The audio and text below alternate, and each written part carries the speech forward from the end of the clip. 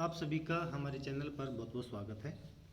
अब हम बात करते हैं आज कि हाइड्रोजन के स्पेक्ट्रम की श्रेणियां निम्न हैं। पहली श्रेणी है लाइमन श्रेणी।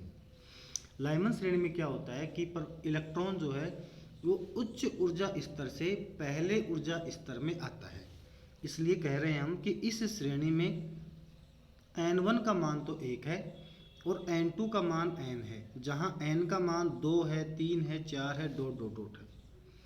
तो ये आवर्ती हो गया या तरंग संख्या हो गया nu bar is equal to R. सूत्र था 1/n1 square minus 1/n2 square.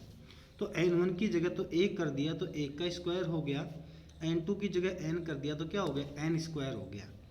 वही बात यहाँ लिख रखी है जो शुरुआत में मैं बोल रहा था कि इस प्रकार लाइमन श्रेणी हाइड्रोजन परमाणु में इलेक्ट्रॉन के दूसरी, तीसरी, चौथी कक्षाओं से प्रथम कक्षा में संक्रमण से प्राप्त होती है। अब लिखो नंबर 2 बामर श्रेणी। बामर श्रेणी क्या होती है वो देखिए अब आप कि इस श्रेणी में सीधी सी बात है, बामर श्रेणी में उच्च ऊर्जा स्तर से दूसरे ऊर्जा स्तर में इलेक्ट्रॉन आते हैं, इसलिए n1 का मान तो 2 है और n2 का मान n है। तो देखिएगा आप कि इस श्रेणी में n1 बराबर 2 एंड n2 बराबर n, जहाँ n का मान है 3, 4, 5 डॉट डॉट डॉट है। तो new bar is equal to R 1/2 का स्क्वायर माइनस 1/n का स्क्वायर। क्लियर? तो ये हो जाएगा। इस प्रकार बामर श्रेणी हाइड्रोजन परमाणु में इलेक्ट्रॉन के तीसरी, चौथी डॉट डॉट डॉट कक्षाओं से द्वितीय कक्षा में संक्रमण से प्राप्त होती है। क्लियर? नंबर 3 देखिएगा पाश्चन श्रेणी। पाश्चन श्रेणी में वही बात है कि उच्च ऊर्जा स्तर से तीसरे ऊर्जा स्तर में इलेक्ट्रॉन आते हैं। तो इस श्रेणी में n1 का मान 3 होगा तथा n2 का मान n होगा, जहाँ n का मान 3 से ज़्यादा 4, 5, 6 डॉट डॉट डॉट होगा। तो new bar is equal to R 1/3 का स्क्वायर माइनस 1/n का स्क्वायर। इस प्रकार पाश्चन श्रेणी हाइड्रोजन परमाणु में इलेक्ट्रॉन के चौथी, पांचवी डॉट डॉट डॉट कक्षाओं से तृतीय कक्षा में संक्रमण से प्राप्त होती है। अगला देखिए नंबर 4 ब्रैकेट श्रेणी। ब्रैकेट श्रेणी क्या होता है वो देखो आप कि इस श्रेणी में n1 का मान 4 है और n2 का मान n है, यहाँ n बराबर है 5, 6, 7 dot dot dot dot. Clear?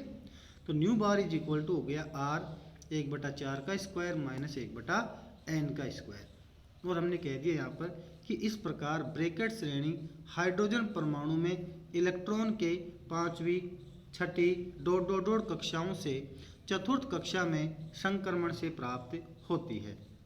अब देखिएगा नंबर 5 है फुंड श्रेणी।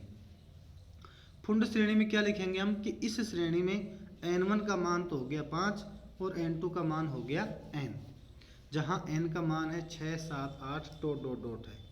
तो new bar is equal to R 1/5 का स्क्वायर माइनस 1/n का स्क्वायर।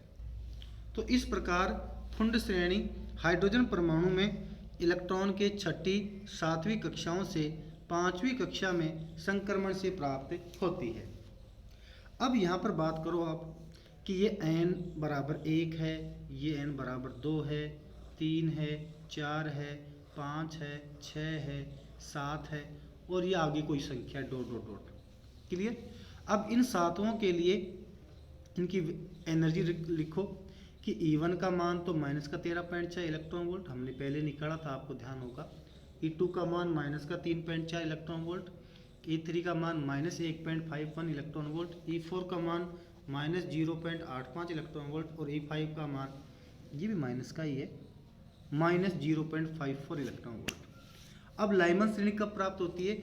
जब उच्च कक्षाओं से इलेक्ट्रॉन जो है वो पहली कक्षा में आता है, n1 बराबर 1 में आता है, तो लाइमन श्रेणी बनती है। तो ये उच्च कक्षाओं से मैंने इसको पहली में ला रहा हूँ। बामर श्रेणी में दूसरी में आता है, कहाँ से? उच्च कक्षाओं से। पाश्चन में तीसरी में आता है, ब्रैकेट में चौथी में आता है और फुंड में पांचवी में आता है। तो ये टॉपिक इस प्रकार से कंप्लीट हुआ। बहुत सिंपल सा टॉपिक था। अब हम बात करते हैं अगले टॉपिक की।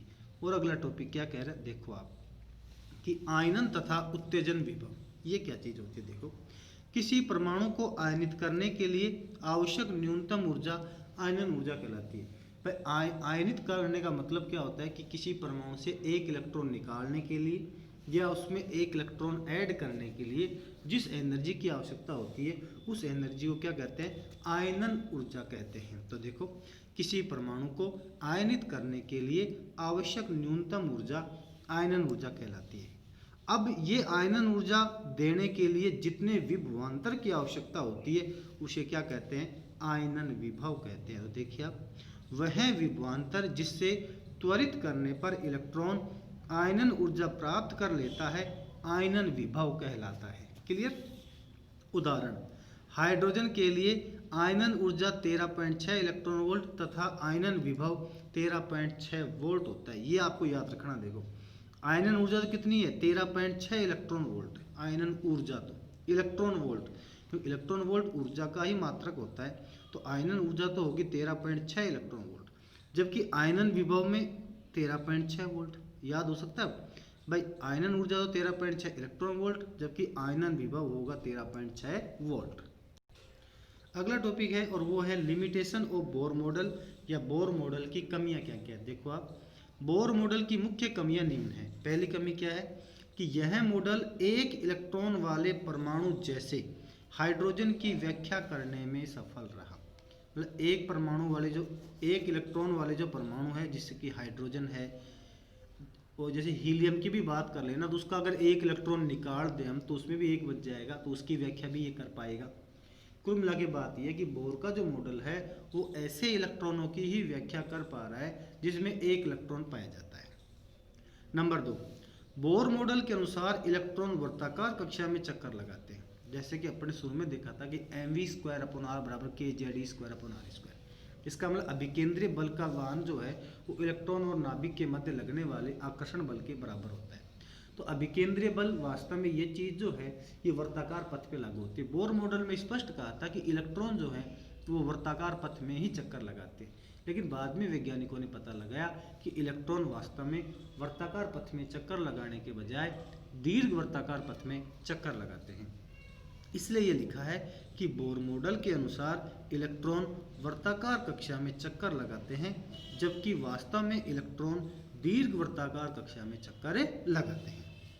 नंबर 3 देखिए, बोर मॉडल में कोणीय संवेग के क्वांटीकरण का कोई सैद्धांतिक आधार प्रस्तुत नहीं किया गया।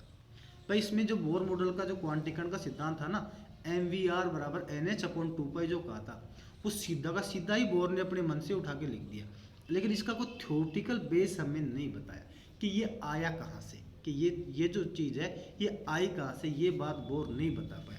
तो ये भी इसकी कमी है कि जो क्वांटीकरण का सिद्धांत है जिससे हम mvr बराबर nh/2π कह रहे हैं, वो कहाँ से आया, उसका कोई सैद्धांतिक आधार बोर प्रस्तुत नहीं कर पाया। तो इसलिए लिखा है यहाँ पर, बोर मॉडल में कोणीय संवेग के क्वांटीकरण का कोई सैद्धांतिक आधार प्रस्तुत नहीं किया गया। नंबर 4 देखिए, बोर मॉडल में स्पेक्ट्रमी रेखाओं की तीव्रता के बारे में कोई जानकारी नहीं दी गई। जो स्पेक्ट्रमी रेखा होती है, स्पेक्ट्रमी रेखा बढ़ती कैसे है कि जब इलेक्ट्रॉन उच्च ऊर्जा स्तर से निम्न ऊर्जा स्तर में आता है तो वहाँ वो फोटोन का उत्सर्जन करता है। उन फोटोन की कुछ न कुछ आवृत्ति होती है, उस आवृत्ति के आधार पर स्पेक्ट्रम में लाइन प्राप्त होती है। तो वो जो स्पेक्ट्रम की लाइन है उसमें जो उसकी जो चमक है उसके बारे में बोर कुछ नहीं बता पाया। और आगे देखिए, बोर मॉडल जीमान प्रभाव स्टार प्रभाव की व्याख्या करने में असफल रहा। जीमान प्रभाव क्या है, स्टार प्रभाव क्या है, ये हायर क्लासेज में आएंगे। फिलहाल यहाँ आप केवल इसका नाम पढ़ रहे हो, लेकिन बोर जो है वो इसकी कोई व्याख्या नहीं कर पाया। अब हम बात करते हैं इसके लास्ट टॉपिक की, इस चैप्टर के, वो देखिए अब कि द्रव्य तरंग से बोर के द्वितीय अभिग्रहित की व्याख्या। कि जो हम क्या कर रहे हैं कि जो द्रव्य तरंग का सिद्धांत है या डी ब्रोगली की जो परिकल्पना है वो हम लेकर चलेंगे। डी ब्रोगली की परिकल्पना को लेकर हम जो बोर का द्वितीय अभिग्रहित है ये वाला, ये प्राप्त करेंगे थ्योरेटिकल रूप से इस टॉपिक के अंदर, और ये एग्जाम में पूछा हुआ भी है। तो देखो आप, पहले तो मैं बोर का द्वितीय अभिग्रहित ही लिख रहा हूँ यहाँ पर कि बोर के क्वांटम प्रतिबंध के अनुसार इलेक्ट्रॉन केवल उन्हीं कक्षाओं में चक्कर लगा सकता है जिसमें उनका कोणीय संवेग h/2 का क्या हो, पूर्ण गुणज हो, अर्थात mvr बराबर nh/2। क्लियर। समीकरण नंबर 1। अब बात करते हैं हम आगे। देखो बोर ने साथ में ये भी कहा था कि बोर के अनुसार इलेक्ट्रॉन जब तक स्थायी कक्षाओं में रहते हुए चक्कर लगाता है तब तक ऊर्जा विकिरित नहीं करता है। ये बात बोर ने कह दिया था कि जब बोर इस स्थायी कक्षा में चक्कर लगाता है तो वो ऊर्जा को विकिरित नहीं करता है। आगे देखो एक लाइन छोड़ के, दे ब्रोगली परिकल्पना के अनुसार नाभिक के चारों ओर घूम रहे प्रत्येक इलेक्ट्रॉन के साथ द्रव्य तरंग संबद्ध होती है। ये बात किसने बताई थी, दे ब्रोगली ने, कि जब इलेक्ट्रॉन जब नाभिक के चारों ओर घूमता है तो घूमने के साथ साथ उसके साथ घूमने के दौरान उसके साथ एक द्रव्य तरंग संबद्ध होती है। और ये तरंग भी कैसी होती है, अप्रगामी तरंग होती है। तरंगें दो प्रकार की होती है, आपने 11वीं क्लास में पढ़ा होगा, प्रगामी तरंग और अप्रगामी तरंग। तो ये तरंग कैसी तरंग है, अप्रगामी तरंग है। क्लियर। क्योंकि अप्रगामी तरंगों के लिए ऊर्जा स्थिर रहती है। प्रगामी तरंग अगर ये उत्सर्जित करता तो उसकी एनर्जी लगातार कम होनी चाहिए थी, पर चूंकि वो स्थायी रूप से किसी एक कक्षा में चक्कर लगाता रहता है तो हम ये मानते हैं कि उसके साथ कोई अप्रगामी तरंग जुड़ी हुई है। और चूंकि अप्रगामी तरंग की ऊर्जा निश्चित होती है, नियत होती है, स्थिर रहती है, तो अप्रगामी तरंग के लिए कक्षा की जो परिधि है वो तरंग दैर्ध्य का पूर्ण गुणज होनी चाहिए। इसका मतलब ये है कि जैसे मान लीजिएगा आप कि ये कोई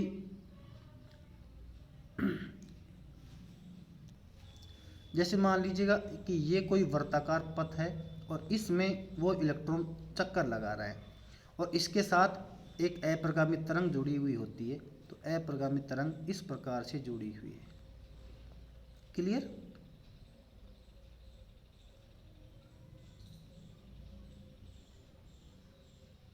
अरे गलत मिल गया, ये इसको ऐसे मिलाओ।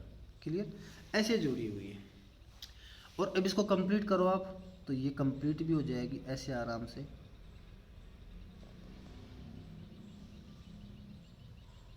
ये कंप्लीट हो गया। अब इसमें लैम्डा क्या होती है, देखो यहाँ से यहाँ तक की लैम्डा आप जानते होंगे, फिर 2 लैम्डा, फिर 3 लैम्डा, 4 लैम्डा, 5 लैम्डा, और ये क्या हो गया 6 लैम्डा।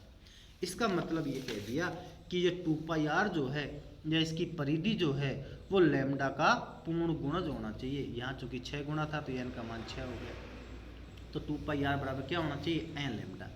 दे ब्रोगली के अनुसार लैम्डा बराबर होता है h/p और p बराबर होता है mv, तो बन गया h/mv समीकरण नंबर 3। समीकरण 3 का मान समीकरण 2 में रखने पर तो ये हो गया 2πr बराबर nh/mv। क्लियर। 2πr का 2πr और n का तो n और लैम्डा की जगह लेते h/mv, तो ये mv को इधर भेज दो तो mvr बन गया। nh/2π यही बोर का क्वांटम प्रतिबंध है। ये बात एग्जाम में पूछी हुई है। तो कुल मिला की बात यह है कि हम दे ब्रोगली परिकल्पना यूज में लेकर हम बोर का क्वांटम प्रतिबंध यहाँ पर प्राप्त कर रहे हैं। और इसके साथ ही इस चैप्टर की थ्योरी कंप्लीट होती है। किसी प्रकार का अगर आपको डाउट है तो आप कमेंट सेक्शन में जाकर मुझसे पूछ सकते हैं। अगर अभी तक आपने हमारे चैनल को सब्सक्राइब नहीं किया तो प्लीज़ इसे सब्सक्राइब कर लीजिए।